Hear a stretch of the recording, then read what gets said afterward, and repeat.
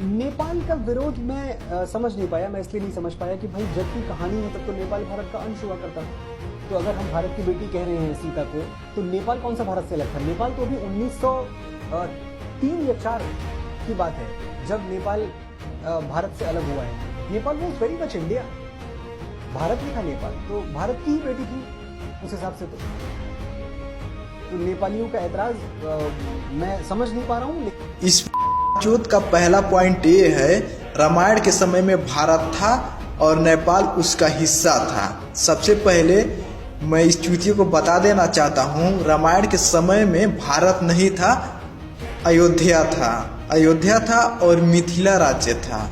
इसकी बात को ये समझ के चले, मिथिला अयोध्या का हिस्सा था तो दो अलग अलग राजा क्यों थे? अयोध्या में राजा दशरथ, मिथिला में राजा जनक क्यों थे? ये दोनों देशों में कानून अलग अलग था, सीमाएं अलग अलग थी।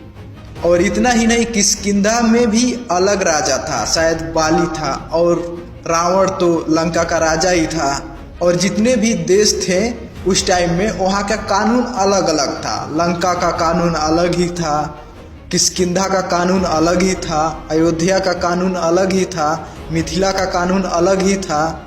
पहले नंबर ये लोग रामायण बनाया तो इतिहास पढ़ा ही, ऐसे ही स्टोरी लिख दिया, डायलॉग लिख दिया। पहले नंबर ये लोग डायलॉग, आप अगर देखेंगे पहले नंबर ये जब मूवी रिलीज हुई तो इनके ही देश के लोग ये मनोज मुस्तफिर को गाली दे रहे हैं। सबसे पहले भर भर की गाली पड़ रही है। क्यों? क्योंकि डायलॉग अच्छा नहीं है, माधव चौथों की तरह डायलॉग लिखा गया है।